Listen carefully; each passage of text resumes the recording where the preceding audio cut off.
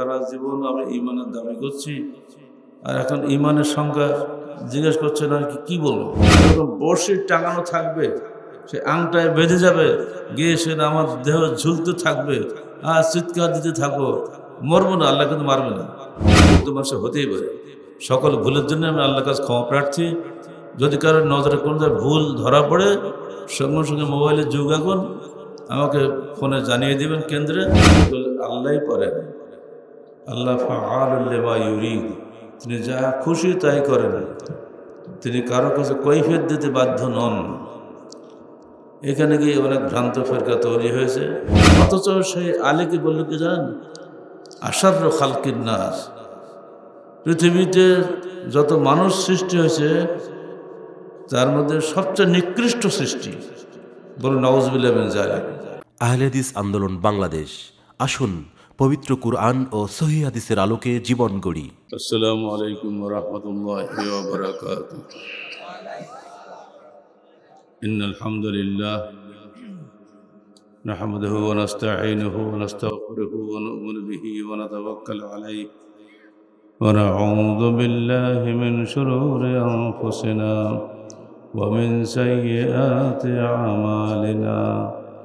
من يهده الله فلا مضل له ومن يضلل فلا هادي له ونشهد أن لا إله إلا الله وحده لا شريك له ونشهد أن محمدا عبده ورسوله جابت صلوات الله عليه وسلم যাবতীয় দরুদ সালাত শেষ নবী মুহাম্মদ রাসূলুল্লাহ সাল্লাল্লাহু আলাইহি ওয়াসাল্লামের জন্য। আল্লাহ বলেন, মান আমিলা সালিহান মিন যাকারিন আও উনসা, যে ব্যক্তি সৎ কাজ করে, পুরুষ হোক বা নারী হোক, ওহুয়া মুমিনুন, এবং সে মুমিন। কোন কাফের যতই সৎ কাজ করুক, আখিরাতে সে কোনো নেকি পাবে না। দুনিয়াতে মানুষের প্রশংসা পেয়ে সে খুশি হবে। এজন্য ওহুয়া মুমিনুন শব্দটি শর্ত হিসাবে এসেছে। ফালানুহইয়ান্নাহু হায়াতান তাইয়্যিবা, তাকে অবশ্যই আমরা পবিত্র জীবন দান করব।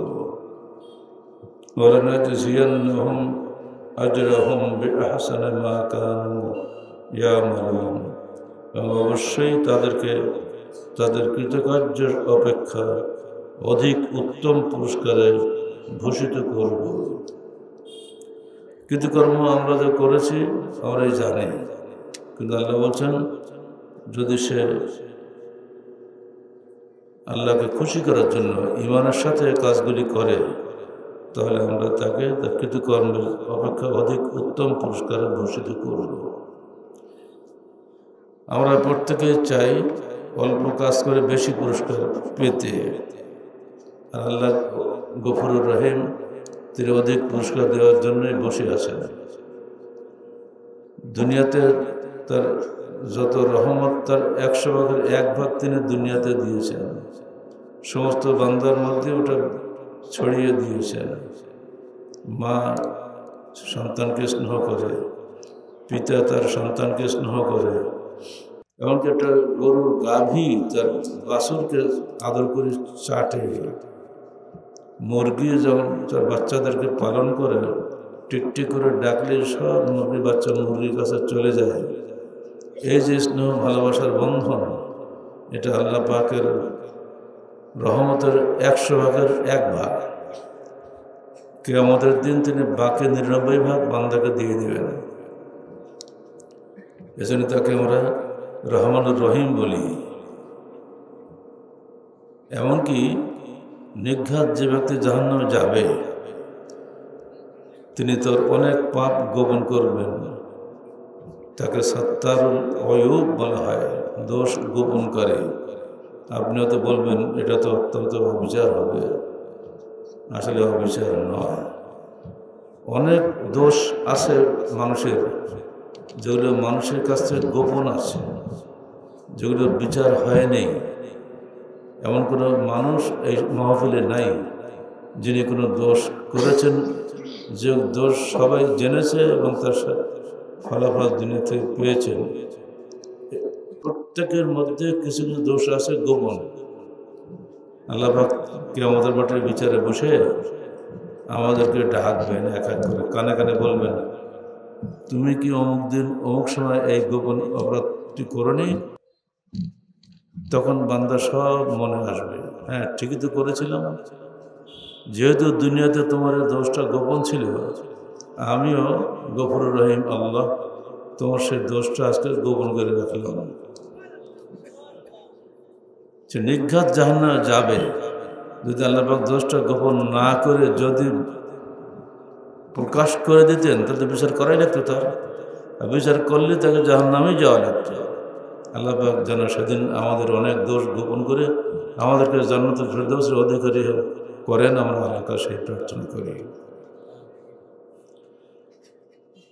এজন্য তিনি বলছেন, লানাজজিয়ান্নাহুম বিআহসানি মা কানু ইয়ামালুন, তাদের যা কৃতকর্ম, যা তাদের পাওনা, তার চেয়ে অধিক উত্তম পুরস্কার আমি তাদেরকে দান করব।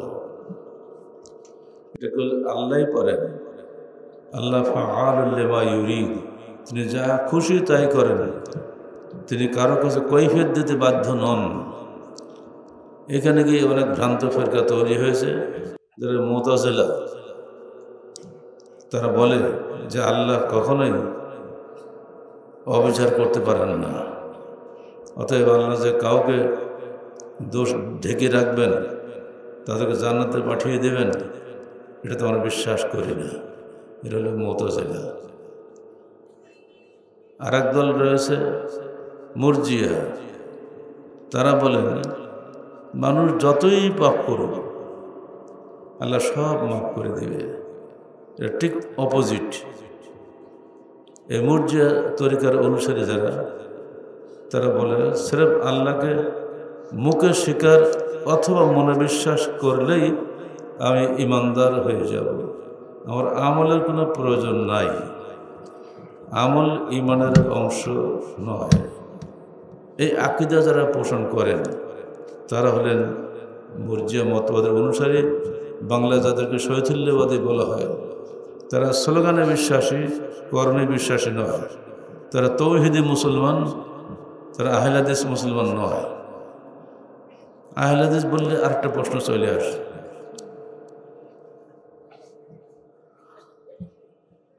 যদি বলি ইমানের সংজ্ঞা কি, আপনি হতভম্ব হয়ে যাবেন। সারা জীবন আমি ইমানের দাবি করছি, আর এখন ইমানের সংজ্ঞা জিজ্ঞেস করছেন আর কি বলবো। যেহেতু আয়াতটা বলেছে অহুয়া মুমিনুন, সে মুমিন। এই মুমিন হতে গেলে, ইমানদার হতে গেলে মৌলিকভাবে কি লাগে?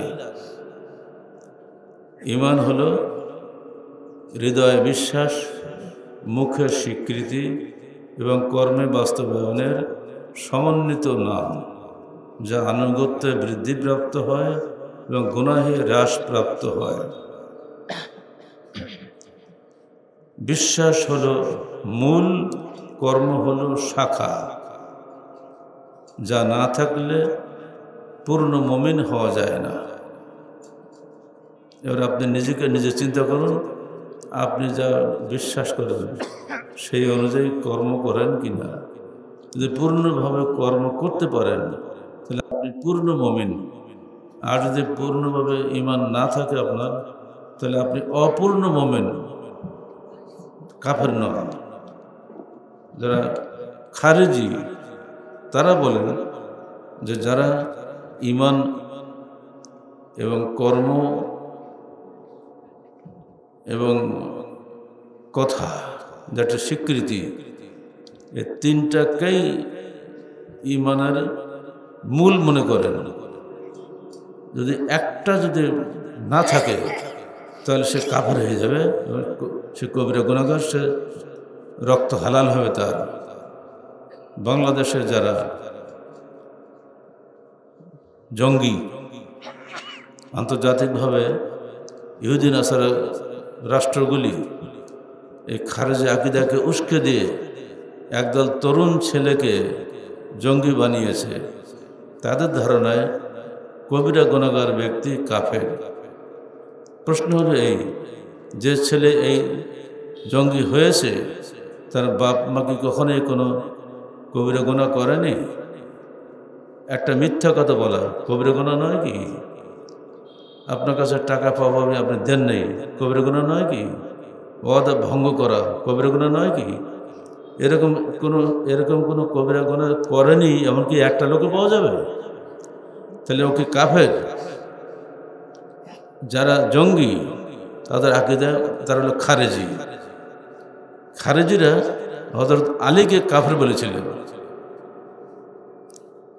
আলীর মতন একজন ব্যক্তি, ইসলামের চতুর্থ খলিফা, এবং দুনিয়া থাকতে যে 10 জন জান্নাতের সুসংবাদ প্রাপ্ত সাহাবী, তাদের মধ্যে আবু বকর, ওমর, আলী, ওসমান, এরাও 4 জন তার মধ্যে। অথচ সেই আলীকে বলল কি জানেন? আশাররু খালকিন নাস, পৃথিবীতে যত মানুষ সৃষ্টি হয়েছে তার মধ্যে সবচেয়ে নিকৃষ্ট সৃষ্টি। বলুন নাউযুবিল্লাহ মিন যালিক। তাদের আকীদায় বলছে, যেহেতু তিনি একটা গুনাহ কবিরা করেছেন, কি তিনি মুআবিয়ার সঙ্গে যুদ্ধ করছেন, বিরোধী রাজনৈতিক বিরোধী যারা পরস্পরের আওয়ামী লীগ বিএনপি মারামারি করে না, অতএব উনি যেহেতু মারামারি করেছেন, যুদ্ধ করছেন, অতএব উনি কাফের হয়ে গেছেন। আকীদা সাংঘাতিক। আকীদা যদি ঠিক না থাকে আপনার, আপনি যত রফলাদানকে সালাত আদায় করেন কোনো কাজে লাগবে না। 2 নম্বরটা ঠিক এর বিপরীত। তারা বলে মনে একটা বিশ্বাস থাকলেই ইমানদার হওয়া যাবে, আমল করা লাগবে না। ঠিক বিপরীত হয়ে গেল না? এরা হলো মুরজিয়া, শৈথিল্যবাদী। বাংলাদেশে এই 2 দলের মধ্যে কোন দলের লোক বেশি বলতে পারেন? আপনারা তার পিছনে আসেন, আমি তো দেখতে পাচ্ছি না, আপনাদের বুঝে সুঝে উত্তর দেবেন। বাংলাদেশে কোন দলের লোক বেশি? মানুষকে হত্যা করার দলের লোক বেশি, না আমল টামল না করেই পূর্ণ মুসলমান বলে দাবি করার লোক বেশি? মানে শৈথিল্যবাদী যারা আমল টামল নাই, মন চায় করলাম, মন চায় করলাম না, কিন্তু মুসলমান, মানে কি আপনার সেই পাকা মুসলমান। সে এই যে স্লোগান দিচ্ছেন আপনারা, এ স্লোগান পার্টি। ঠিক ঠিক যা করে দেখেন না, বুঝুক না বুঝুক, ঠিক ঠিক। মানে বক্তার চাইতে শ্রোতাদের বড় আলেম। বক্তার ভুল হচ্ছে না ঠিক হচ্ছে ধরে দিচ্ছে এক শ্রোতা, তাহলে শিক্ষকের চাইতে শ্রোতা হচ্ছে বড় আলেম। তাই হচ্ছে না এখানে? এটা ভালো, ঠিক ঠিক বলি বক্তাদের উৎসাহ সৃষ্টি হয়, একদিক দিয়ে ভালো, খারাপ না, এটা ভালো। যদি আপনারা স্লোগান দেন তাহলে বক্তাদের মনে উৎসাহ সৃষ্টি হয়। আমি ইমানের মূল বিষয়টি ধরে দিচ্ছি আপনাদের। ইমানের একটা হলো, দুটোই চরমপন্থী। একটা মুসলমানকে কাফের বলাও চরমপন্থা, ঠিক মুসলমানকে একেবারে পাক্কা মুসলমান বলাটা ঠিক চরমপন্থা। ধরুন একটা নারকেল গাছ, নারকেল নেই, ফল হয় না, কিন্তু গাছটা দাঁড়িয়ে আছে। এখানে যদি জিজ্ঞেস করা হয় এটা কি খেজুর গাছ না নারকেল গাছ, আপনি কি বলবেন? যদিও ফল নেই, অর্থাৎ ও মুসলমান কিন্তু আমল নেই, কেউ মুসলমান বলতে হবে না। যেভাবে একটা নারকেল গাছ মাথার ফল নেই, নারকেল নেই, ডাব নেই, কিছুই নেই। এখন তো ডাব পাওয়াই যায় না, আমফান ঝড়নে হয়ে একটা ডাবের দাম 150 টাকা। তার যা ডাব নেই বলে কি ওকে আমরা বাবলা গাছ বলবো? ওর তো আমাকে নারকেল গাছই বলতে হবে। ঠিক অমনিভাবে যদি আপনি দেখেন যে ওর ফল সবই আছে, কিন্তু ডাবের মধ্যে পানি নেই, তাহলে কি বলবেন? ফল আছে কিন্তু পানি নেই। আপনি ওকে পুরো গাছ ধরে কাটি ফেলবেন নাকি? যদি গাছই না, আজ না কাল হবে তো, কিন্তু আপনি পুরো গাছ কাটার ফতোয়া দিয়ে দিলেন, যেহেতু ফল নেই, ও গাছই না, নারকেল গাছই না ওটা। এটাও তো এই ফতোয়া চলবে না। মুসলমান যদি বাঁচিয়ে না থাকে, মেরে ফেলে দেন আপনি, তো মৃত্যুর আগ পর্যন্ত তাকে সুযোগ দিতে হবে, সুযোগ তওবা করার সুযোগটা পায়। কিন্তু আপনি ফতোয়া দিলেন, ও খারেজি হয়ে গেছে, অতএব ওকে মেরে ফেলা। সে কবিরা গুনাহগার হয়ে গেছে, 1 ওয়াক্ত সালাত পড়েনি বা সিয়াম রাখেনি, ইত্যাদি ইত্যাদি যত কবিরা গুনাহ হতে পারে, অতএব ওকে হত্যা করো। যদি এই ফতোয়া যদি দেই, আর ওই সরকার যদি আগামী দিনে ক্ষমতায় আসে, তাহলে ওই আদালত যদি তাদের বিচার ব্যবস্থা এটি করে তো ওকে হত্যা করো, এটা ইসলাম বিরোধী বিচার হবে। তাহলে এটা আল্লাহ বলছেন অহুয়া মুমিনুন, যদি সে মুমিন হয় আর যদি সে সঠিক আমল করে, তাহলে আমি তাকে সর্বোত্তম যাজা দান করব। এখানে আমলের ব্যাখ্যা আসে না। আমল হতে হবে ও আমলা সালেহান, নেক আমল, সৎ কর্ম। সতের ব্যাখ্যা কি? মিলাদ পড়া, কুলখানি করা, চেহলাম করা, মানুষ মরে গেলে যে খানা দেওয়া, এগুলো এক একটা সৎ কর্ম, ঠিক তো নাকি? তা না করলে ওই মানুষকে, তার ছেলেরা বাপের মুক্তির জন্য এত টাকা খরচ করলো নিঃস্বার্থভাবে, আর আপনি তাকে অসৎ কর্ম বলবেন কোন কারণে? যুক্তি কি আপনার? আপনি আহলেজ বলে ফতোয়া খুব সহজে দিলেন, কিন্তু যারা এটা করে তারা কিন্তু খারাপ নিয়তে করে না, তারা ভালো নিয়তেই করে, কিন্তু এর আখিরাতের ফলাফলটা কী হবে সে জানে না। এজন্য যে আল্লাহ রসুল এটা করেননি, এটি তো উত্তর, তিনি করতে বলেননি। এর উত্তর তারা দেবে কি জানেন? আল্লাহ রসুল তো কখনো হুন্ডা চড়েনি, কোনো মায় করে চড়েনি, আপনি চড়েন কেন বলবে না? কি উত্তর দেবেন তখন? উত্তর না জানলে বলে দিই, হুন্ডা চড়া, মায় করে চড়া, মাইকে বক্তৃতা করা, এগুলো বস্তুগত বিষয়, এগুলো ধর্মীয় বিষয় নয়। মাইকে বললে নেকি বেশি হবে, আর মাইকে না বললে নেকি কম হবে, এটা যদি চিন্তা করি তাহলে গুনাহ হবে। মাইক্রো না গিয়ে যদি হেঁটে যাই তাহলে আমি নেকি বেশি পাবো। কিছু কিছু পাগল আছে আজকাল পত্রিকা দেখি, সে নিয়ত করে যে বাংলাদেশ থেকে সাইকেলে করে হজ করতে যাবে, করে দেন মাঝে মধ্যে। কিছু কিছু পাগল জোটে পায়ে হেঁটেও যাওয়ার চিন্তা করে। এইভাবে যারা নিজের উপরে নিজে কাঠিন্য চাপিয়ে দেয়, আল্লাহ রসুল বলেন আল্লাহ তার উপরে দিনকে কঠিন করে দেন, এগুলো করবেন না।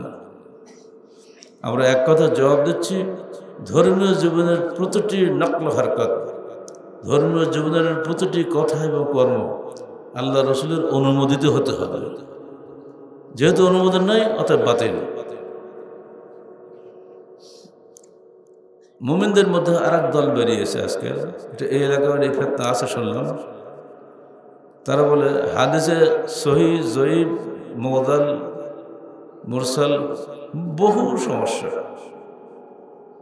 কোরআনে এসব কোনো সমস্যা নাই, কোরআন সব সহি মতবাতের। অতএব আমরা কোরআন মানব, হাদিস মানব না। কোথায় দিদের যুক্তাস। এই ফেতনা আজকে নতুন না, 1400 বছর আগে থেকে এই ফেতনা চলে আসতেছে। আমিরুল বাসরা জনক সাহাবী, নামটা এই মুহূর্তে ভুলে যাচ্ছে আমি, উনি নিজে বসরার গভর্নর হওয়া সত্ত্বেও তিনি মানুষকে দাওয়াত দিতেন। দাওয়াত দেওয়ার জন্য এরকম এক জায়গায় বসিয়ে বড় অনুষ্ঠান করা লাগতো না। যখনই উনি যাকে সামনে পেতেন তখনই তাকে দাওয়াত দিতেন। তো একদিন তিনি একজনকে বললেন, দেখো বাবা, তোমরা কোরআন হাদিস মেনে চলো, তোমার আমল যদি হাদিস অনুযায়ী না হয়, ওই আমল আল্লাহর কাছে কবুল হবে না। তখন উনি বলছে, আপনি হাদিস ছাড়েন, কোরআন বলেন। তখন আবার গভর্নর বলছেন, চিন্তা করেন তর্কটা হচ্ছে কার সঙ্গে? গভর্নরের সঙ্গে, ছোটোখাটো মানুষের সাথে না। তা গভর্নর বলছেন, আচ্ছা তুমি কি সালাদ পড়ো? হ্যাঁ পড়ি। তুমি কি সিয়াম রাখো? হ্যাঁ রাখি। সালাদ কীভাবে পড়ো? যেভাবে আল্লাহ নবী শিখিয়েছেন সেভাবে পড়ি। তো ওটাই তো হাদিস মানা হয়ে গেল। চিন্তা করতে পারেন? ও এতটা ভুল করছিলেন। আহিয়াক আল্লাহ কামা আহায়তানি, আল্লাহ আপনাকে দীর্ঘায়ু করুন, যেভাবে আপনি আমাকে আজকে জাহান্নাম থেকে বাঁচালেন।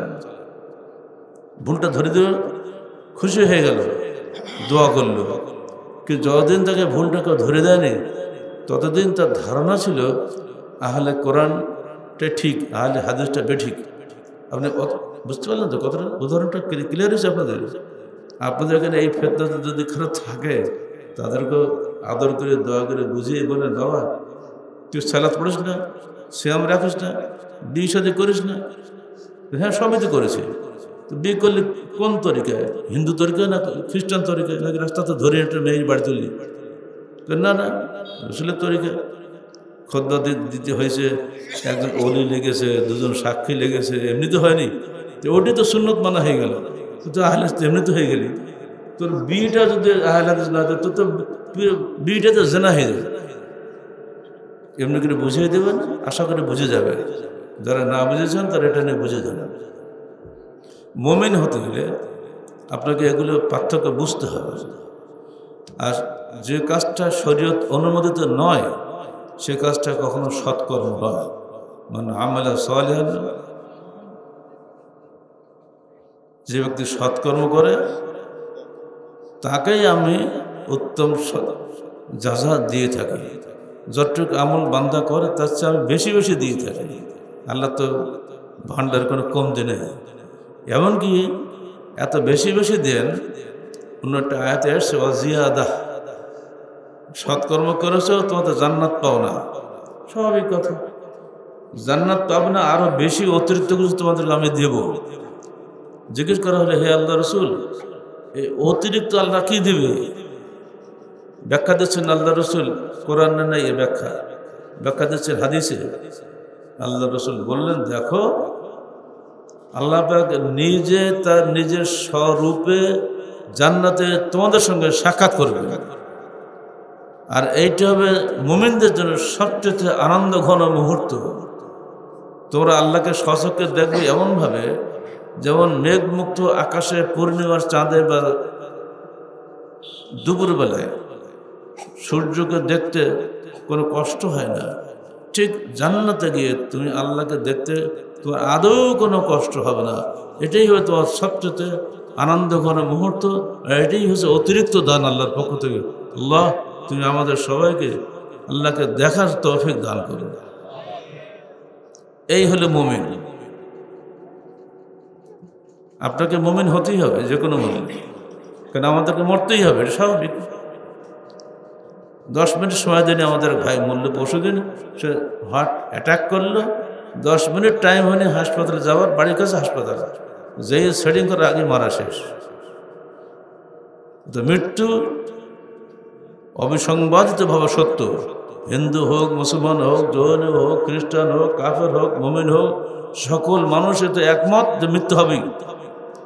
মৃত্যুর পরে আপনাকে অবশ্যই আল্লাহর কাছে হাজিরা দিতে হবেই, কোনো কাছে নেই। যে আল্লাহ আপনাকে সৃষ্টি করেছে সে আল্লাহর কাছে আপনাকে ফিরে যেতে হবে।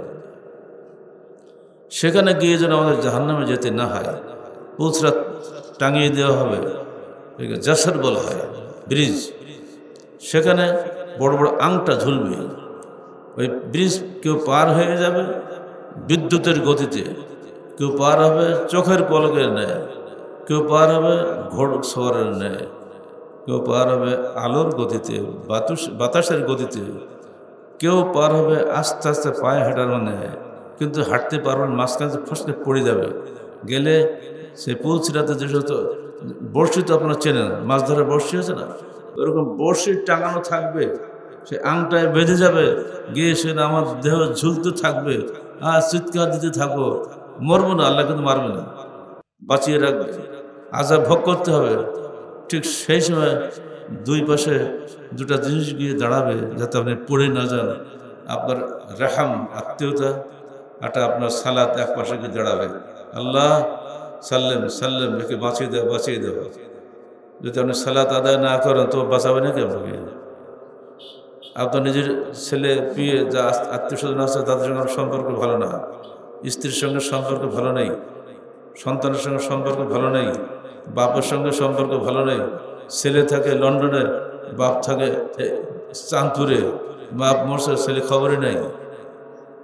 পরস্পরের যে হক আদায় করা, হক করলে এবং হক করলে এবাদ, হক করলে হলো সালাত, হকুল ইবাদ হলো বান্দার হক, এ দুটো আপনি আদায় করেননি, আপনি এখন পৌঁছরাত পার হচ্ছেন, আপনাকে ঠেকাবে কে? ঠেকাবে তো এরাই। বিষয়টা সাবধান, হাদিসগুলো মনে রাখবেন। হাদিস সহিহ হাদিস কিন্তু মিথ্যা নয়।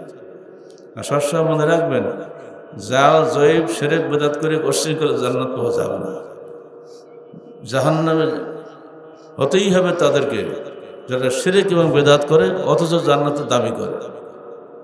আমরা সবসময় বলি, জান্নাতি হতে তাকে অবশ্যই পরিপূর্ণভাবে আহলে হাদিস হতে হবে। আহলে হাদিস ছাড়া কোনো শিরকি বেদাতি ব্যক্তি জান্নাতে যাওয়ার কোনো সুযোগই নেই। এটা আমরা দ্ব্যর্থহীনভাবে সবসময় বলি।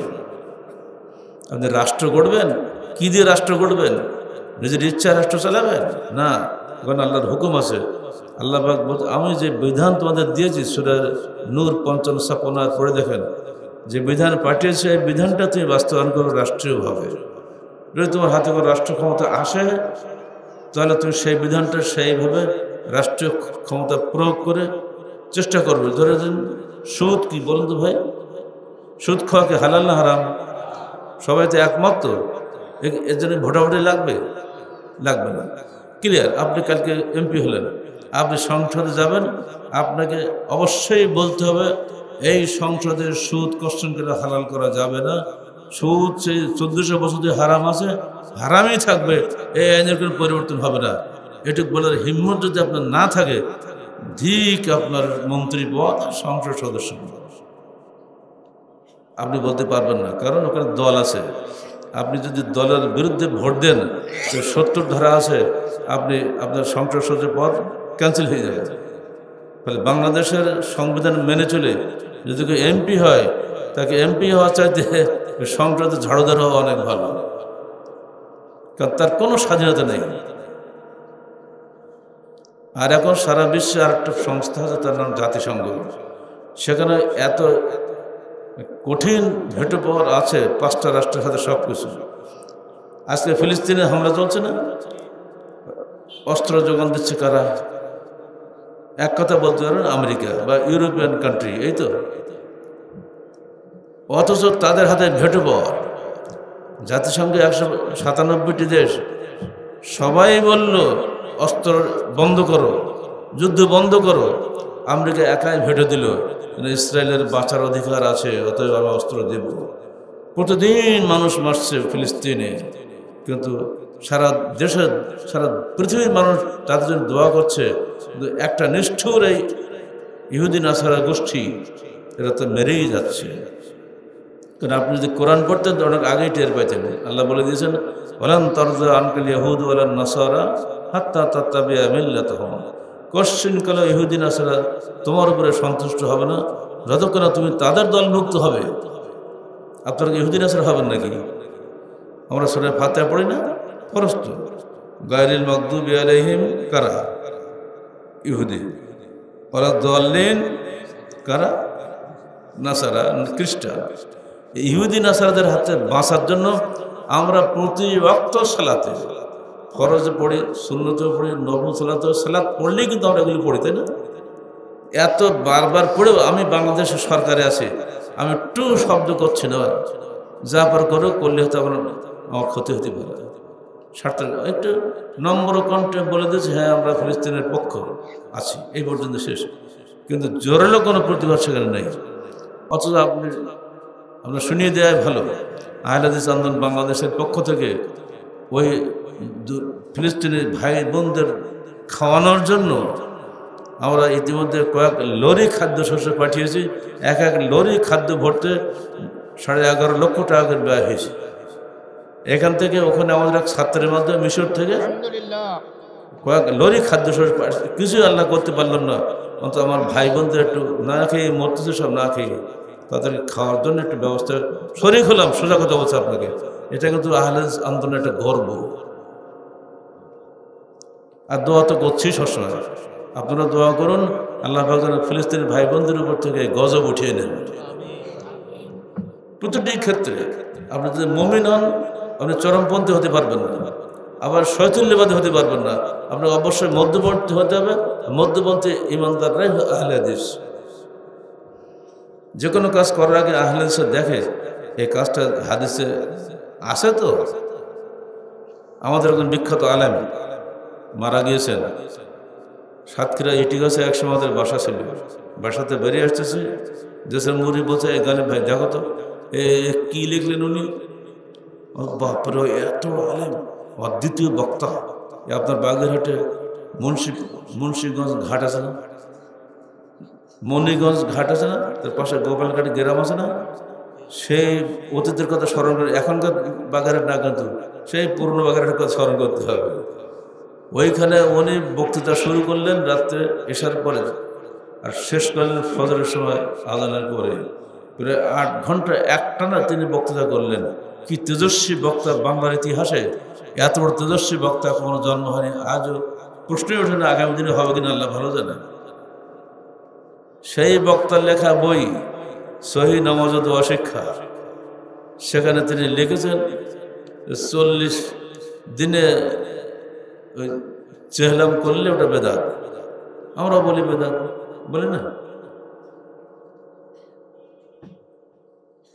কিন্তু একদিন আগে পিছু করলে ওটা জায়েজ, ওটা হবে। এই ধরনের লিখছে, বর্ণদিন কেটা খবর রাখে। আর অনেক কিছু আছে। গর্ভবতী নারী গর্ভ খালাস হচ্ছে না, খুবই কষ্ট পাচ্ছে। সূরা ইনশিকাক প্রথম থেকে 5 আয়াত লিখে সাক্কাত হাজরাত রব্বিয়া ওয়া হক্কাত, এই 5টা আয়াত পরপর লিখে সুতোয় বা তাবিজের মতন বেঁধে গর্ভের ডান উরুতে আর বাম উরুতে বেঁধে দিন, দ্রুত গর্ভ খালাস হয়ে যাবে। এর নাম হলো সুখ প্রসব। ওনার এই নামাজ শিক্ষা পড়ে আমাদের ডিপার্টমেন্টের যে প্রতিষ্ঠাতা চেয়ারম্যান, যিনি রাজশাহীর ডক্টরেট, কেমব্রিজ ইউনিভার্সিটির ডক্টরেট, আর বাংলাদেশ জমিয়ত আহলে হাদিসের ভাইস প্রেসিডেন্ট, তিনি একটা নামাজ শিক্ষা লিখেছেন। সেই নামাজ শিক্ষা ঠিক ওইটাই লিখছেন। তো আমি যখন ডিপার্টমেন্ট টিচার হলাম, স্যার আপনি এটা কী লিখলেন? কেন এটা নেই? নেই তো, এটা মিথ্যা ভুয়া কথা সব। ও যে লিখেছে বড় বক্তা, তাই ও দেখে দেখে লিখেছিলাম। তা আপনি তার নাম লেখেননি কেন? তো বক্তা দিয়ে লিখেছি আমি এটা। তাই তো এটা আমার ভুল হয়ে গেছে। স্যার তওবা করেন, কোনোদিন এ বই আর ছাপবেন না। তো ঠিক আছে, এখন তো আর ছাপব না। লাকিলি আমি একদিন ঢাকায় গিয়েছি, আমাদের অফিসের কাজে আলাউদ্দিন রোডে, ডক্টর বাড়িও গিয়েছেন, আমিও গিয়েছি, উনিও এসেছেন হাজির। ওই যে বই লেখক, আমাদের একটা মক্কব সুযোগ পেয়ে গেছে। মৌলানা, আপনি তো আহলে হাদিসের সবচেয়ে বড় আলেম, আপনি এই কাজটা কেন লিখছেন? তাই তো, ওটা কি ভুল হয়ে গেল? ভুল মানে কি? একবার ডাহাসের একই। ঠিক আছে, আমি আমার জীবদ্দশায় বই আর ছাপব না। উনি চলে গেছেন দুনিয়া থেকে বিদায় হয়ে। ছেলেরা দেখবো তাই নিয়ে ব্যবসা করছে। আহলে হাদিস পেলেই আপনি পাগল হয়ে যাবেন না। আহলে হাদিস আন্দোলন Bangladesh itself is a movement. এটা একটা সংস্কার আন্দোলনের নাম। যেখানে কুসংস্কার, সেখানে আমরা সংস্কার করেছি। বলে বহু আহলে হাদিস আছে আজকে যারা আমাদের বিরোধী। এই কারণে বিরোধী যে আপনি যা খুশি করবেন আহলে হাদিস নাম দিয়ে, আহলে জামাত বিভ্রান্ত হবে না, এই বিভ্রান্ত করা যাবে না। এই জন্য আমাদের প্রত্যেকটি বই, অন্তপক্ষে আমার লেখা বই সম্পর্কে আমি দায়িত্ব নিয়ে বলতে পারি, যতক্ষণ আমার জ্ঞান ঠিক আছে ততক্ষণ আমি সহিহ হাদিস দিয়েই লিখছি। ভুল তো মানুষের হতেই পারে। সকল ভুলের জন্য আমি আল্লাহর কাছে ক্ষমা প্রার্থী। যদি কারোর নজরে কোনো ভুল ধরা পড়ে, সঙ্গে সঙ্গে মোবাইলের যুগ এখন, আমাকে ফোনে জানিয়ে দেবেন কেন্দ্রে যে এটা স্যার একটা ভুল ধরা পড়ে। অনেক সময় প্রিন্ট আমি করি না, প্রিন্ট টিপাটিপি করলে আলাদা, হয়তো আকার জায়গায় ওকার হয়ে গেছে, একটা শব্দ বসে গেল, হয় না এরকম? এগুলো যদি আমি দেয় না, তবুও আমি আমার হায়াতে যদি কোনো ভুল আপনারা ধরিয়ে দেন, আমি আপনাদের প্রতি কৃতজ্ঞতা স্বীকার করছি এবং ওগুলো সঙ্গে সঙ্গে সংশোধন করার চেষ্টা করে দেব। এই যে এটা হলে আমি কি দেন তরজমাতুল কোরআন, মাত্র 4.5 মাসে এটা লেখা, বিশাল বই। এত সংক্ষিপ্ত সময় এটা সম্ভব না। পাশে আরেকটা কোরআন আছে, এই দেখেন, এটার নাম কি? সহি নুরানি কোরআন শরীফ। তো বোঝা গেল বাতিল নুরানি কোরআন শরীফ আরেকটা আছে, এটা যদি সহি হয় বিপরীতটা কি বাতিল, তাহলে নুরানি দুটা হলো না, নুরানি নামটাই বাতিল। কথা শেষ। আপনি বলবেন কেন বাতিল হলো? সাহাবীরা জিজ্ঞেস করেন, হে আল্লাহ রসুল, আপনি তো মেরাজে গেছিলেন, তো আল্লাহকে দেখছিলেন?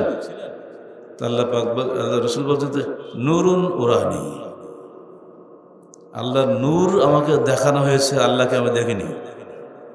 কারণ আমি মেরাজে গেছিলাম, তা আমাকে বলছে, হে মোহাম্মদ, এইটা হলো তোমার ঘর, মকাম মাহমুদ, তো আমাকে একটু ঘরটা দেখান। তো না, এখনো তোমার বয়স বাকি আছে, হায়াত শেষ হোক, তুমি মৃত্যুবরণ করো, তখন তুমি ওখানে ঢুকবা। এজন্য হাদিসে আছে না, যে ব্যক্তি আজান শোনে অতঃপর বলে আল্লাহুম্মা রাব্বা হাযিহি, জানেন তো আপনারা নাকি? আল্লাহুম্মা বলেন, দোয়াটা পড়ি আমরা, আল্লাহুম্মা রাব্বা হাযিহি দাওয়াতি তাম্মাহ ওয়াস সালাতিল কায়িমাহ আতি মুহাম্মাদানিল ওয়াসিলাতা ওয়াল ফাদিলাহ ওয়া বা'আথহু মাকামান মাহমুদান আল্লাযী ওয়া'আদতা হাল্লাত লাহু শাফাআতি। যে ব্যক্তি আজানের পরে এই দোয়াটা পড়ে, তার জন্য আমার শাফাআত ওয়াজিব হয়ে গেল। সুবহানাল্লাহ, বিহামদিহি। এত দরকার নেই তো, আর কিছুই দরকার নেই। সেই নূর এসে গেছে এই বাংলাদেশের এই কেতাবের মাথার উপরে নূরানি। এই নূরানটা কি জানেন? এর মধ্যে একটা আকীদার প্রকাশ আছে।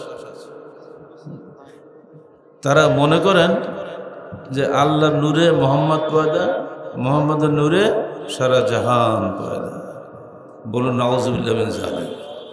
আল্লাহর নূরে মোহাম্মদ পয়দা, তাহলে মোহাম্মদ হলো নূরের নবী। আমরা গান গাই না, তুমি হে নূরের নবী, তারপর কি বলেন বলেন না কেন? এ তো জাহাঙ্গীরের লাগে, জাহাঙ্গীর সব মুস্ত করে ফেলে এসব। তুমি হে নূরের নবী, নিখিলে ধ্যানের ছবি, তুমি না এলে দুনিয়া আধারের দুবি তো সবে। এই তো আগের যত নবী এসছেন, প্রত্যেক নবীর কাছে তার কম বলেছে, তুমি তো মানুষ আমাদের মতো, তুমি কেমনকে নবী হবে? নবী হলে ফেরেশতা নবী হতে হবে। ঠিক সেই কথাই বাংলাদেশে বলছে, আমাদের নবী মোহাম্মদ, উনি আসলে মানুষ ছিলেন না, উনি নূরের নবী ছিলেন। আর এই নূরের নবী আগে থেকে পুরো শিরকি আকীদা। নূর হলো আল্লাহ। সূরা নূর পড়ে দেখেন, আল্লাহ নূরুস সামাওয়াতি ওয়াল আরদ, আল্লাহ আসমান ও জমিনের নূর। আল্লাহ নিজেকে নূর বলছেন, মোহাম্মদ তো নিজেকে নূর বলেনি।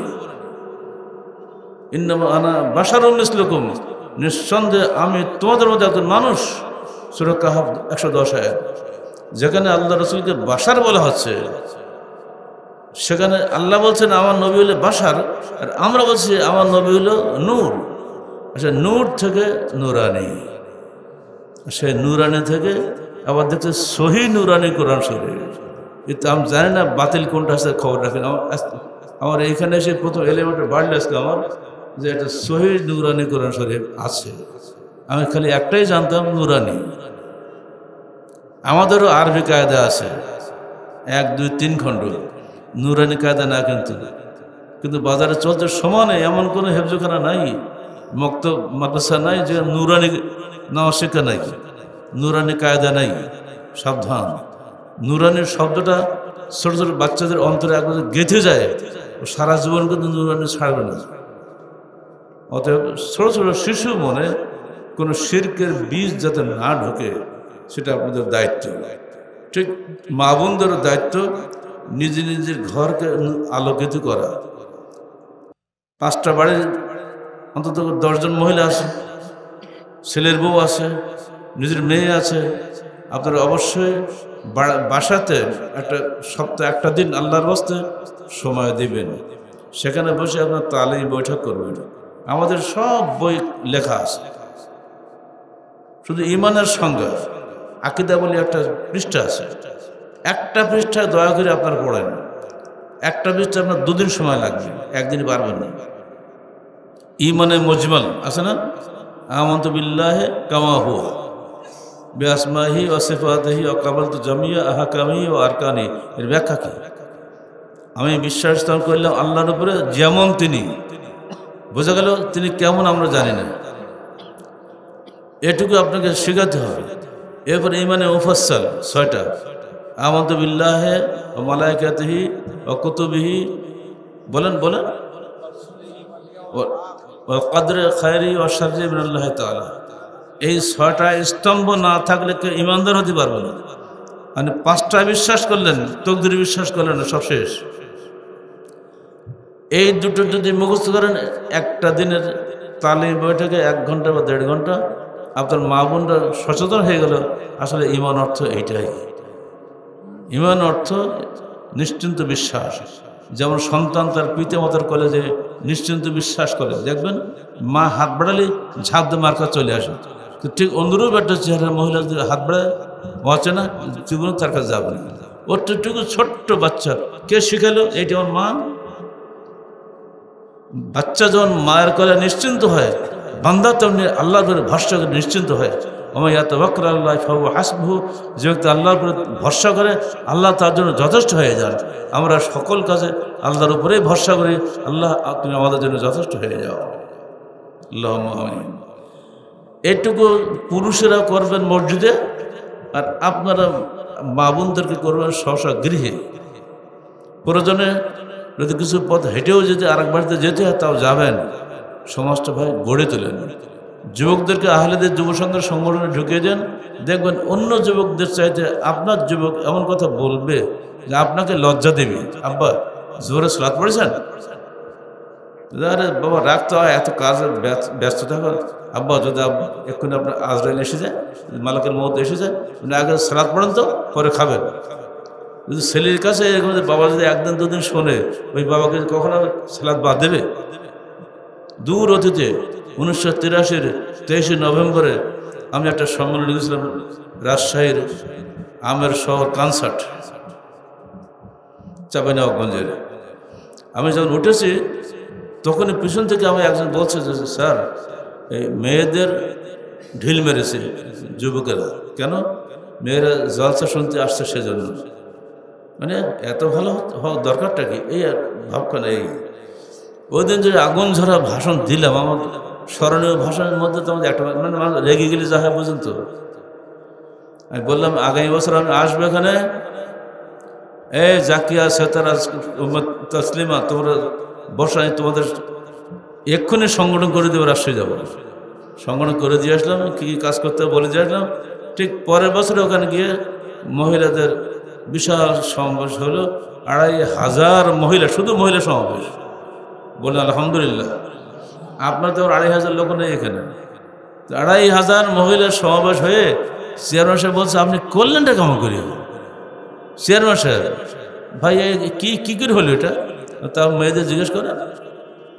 মহাদ্দেশ সাহেব, মুজিবুর রহমান সাহেব, আমার হেফজুল কামিল মাদ্রাসা, এদের সব অভিব্যক্তি আমার কাছে আছে। আমার সঙ্গে 9 জন আলেম ছিলেন। তোমাদের ডক্টর সাকওয়াত চাচা শ্বশুর ছিল, ওর নিজের শ্বশুর ছিল। আমরা মোট 9 জন আলেম ছিলাম, কিন্তু আমি কোনো আলেমকে বক্তব্য দেওয়ার সুযোগ দেয়নি। সব চুপ করে বসে থাকেন, খেলা দেখেন। আজকে পর্দার উপাস থেকে বললাম, জাকিয়া তুমি দর্শে কোরআন দাও, সেতারা তুমি দর্শে হাদিস দাও। আগে তো শেখানো আছে। এত চমৎকার দর্শ ওরা দিল। শোনার পরে আমাকে তখন বলছেন প্রধান মুহাদ্দিস সাহেব মুজিবুর রহমান সাহেব, ভাই ভাই আমাকে একটু সুযোগ দেন তো, আমার সুযোগ দেন তো। কিন্তু আপনি থামেন। না না না, আমি একটু বলবো। জোর করে সময় আদায় করে নিল। বলছে, আমি চাঁপাইনবাবগঞ্জ উত্তরবঙ্গের শ্রেষ্ঠ কামিল মাদ্রাসার প্রধান মুহাদ্দিস, আমি ওখানে বসে শিখাইও কাউকে এরকম দর্শ দেওয়াতে পারেনি। আর উনি রাজশাহী বসে কী শিখালে এসব মেয়েগুলোকে। আজকে আমাদের সব ছোটো ছোটো বাচ্চা মেয়েরা ইন্টারমিডিয়েট পড়ে, তারাই আমাদের দর্শে কোরআন, দর্শে হাদিস দিল। আশ্চর্য হবেন না? ইতিহাস। মেয়েদের গায়ে ঢিল মারছে একটা যুবক, এই তো অপরাধ। তার থেকে 2500 মহিলা একই সাদা ড্রেস বোরকা পরে আসলো, বিভিন্ন গ্রামের আইল দিয়ে দিয়ে আসছে। দেখা যাচ্ছে মনে হচ্ছে চারিদিকে ফেরেশতা আসতেছে। এত চমৎকার চেহারা। সমাজ পরিবর্তন করার জন্য কথার চাইতে কাজের মূল্য বেশি না? কাজ করেন, কথা ছাড়েন। জীবনভর কথা শুনছেন আপনারা, যেটা বলে গেলাম মেনে চলেন, ইনশাল্লাহ সমাজ পরিবর্তন হয়ে যাবে। মুসলমানদের ঘরে কোনো শিরিক ঢুকবে না, মুসলমানদের ঘরে কোনো মুরজিয়া ঢুকবে না, মুসলমানরা কখনো পরস্পরকে হত্যা করবে না, মুসলমানরা কখনোই পরস্পরের বিরুদ্ধে লড়াই করবে না। আত্মীয়তার বন্ধন সুদৃঢ় হবে, আর আত্মীয়তার বন্ধন যদি সুদৃঢ় হয়ে যায়, আর সালাদ যদি নিয়মিত পড়ান আপনি, পুলসিরাতের পাহারাদার হবে এরাই। আল্লাহ পাক আমাদেরকে সত্যিকার অর্থে মুমিন হওয়ার তৌফিক দান করুন। পরিশেষে রাত অনেক হয়ে গেছে, 11:10 এখন। আমি আপনাদের কাছে বলে যাচ্ছি, আহলে হাদিসরা যেন প্রকৃত অর্থে আহলে হাদিস হবেন। অমুক আহলে হাদিস, অমুক আহলে হাদিস, এই করেছে সেই করেছে, সে ছাড়েন। আপনি খালি নিজের ভবিষ্যৎ নিয়ে চিন্তা করেন। আহলে হাদিস আন্দোলন বাংলাদেশ আপনাকে আপনার ভবিষ্যতের সমস্ত খোরাক জমা করে দিয়েছে। ছোট ছোট বই, চটি ভাষা কখনই বলবেন না, ছোট বই বলবেন, মানে আকারে ছোট, চটি নয়। এর মধ্যে যে সম্পদ আছে আপনার হেভি হেভি বইয়ের মধ্যে পাবেন না। আহলে হাদিস আন্দোলন কিও কোনো বাংলার আহলে হাদিসরাই জানে না, খালি পড়ে দেখবেন তার মধ্যে কি আছে। যদি এগুলো আপনার বই থেকে নিজেরা না পড়েন, তাহলে কোশ্চেন কালে কিছুই আপনি শিখতেও পারবেন না, বলতেও পারবেন না। আল্লাহ বলছেন, হাল ইয়াস্তাবিল্লাযিনা ইয়ালামুন ওয়াল্লাযিনা লা ইয়ালামুন, যারা বিজ্ঞ এবং যারা অজ্ঞ তারা কি সমান? এই মুহূর্তে যে ইমানের ব্যাখ্যাটা আপনাদের দিলাম, আপনি এটা শিখলেন না? এখন কিন্তু আপনার ইমান আগের চেয়ে তাজা হয়ে গেছে। যে আপনি নেড়া মন্টু একটা নারকেল গাছ হবেন না, আমার নারকেল গাছ অবশ্যই ফল হতে হবে, তবেই মানুষ ওটাকে কদর করবে। আল্লাহ কদর করবে, বান্ধাও কদর করবে। আবার তাকে হত্যাও করবো না, কারণ সে কাফের হয়ে যায়নি, সে ফাসেক হতে পারে। এই কথাগুলি বলে আমি আপনাদের কাছ থেকে বিদায় নিতে চাচ্ছি। দোয়া করবেন যদি আবার কখনো আসা হয়। যদি সংগঠন টিকে থাকে তাহলে হয়তো পাবেন, সংগঠন যদি না থাকে শত চেষ্টা করে পাবেন না। সংগঠনটাই মূল। আল্লাহ রাসূল বলছেন, জামাত রাহমা ফুরকাত আযাব। জামাতবদ্ধ জীবনটা হচ্ছে রহমতের জীবন, বিচ্ছিন্ন জীবনটা হচ্ছে আযাবের জীবন। আমরা রহমতের জীবনের সাথী হতে চাই, আযাবের জীবনের সাথী হতে চাই না। আল্লাহ তুমি আমাদের সবাইকে পবিত্র কোরআন ও সহিহ আলোকে জীবন গড়ার তৌফিক দান করো। আমিন। আকুলু কওলি হাযা আস্তাগফিরুল্লাহ লি ওয়া লাকুম ওয়া লিসাইরিল মুসলিমিন। আসসালামু আলাইকুম ওয়া রাহমাতুল্লাহি ওয়া বারাকাতুহু।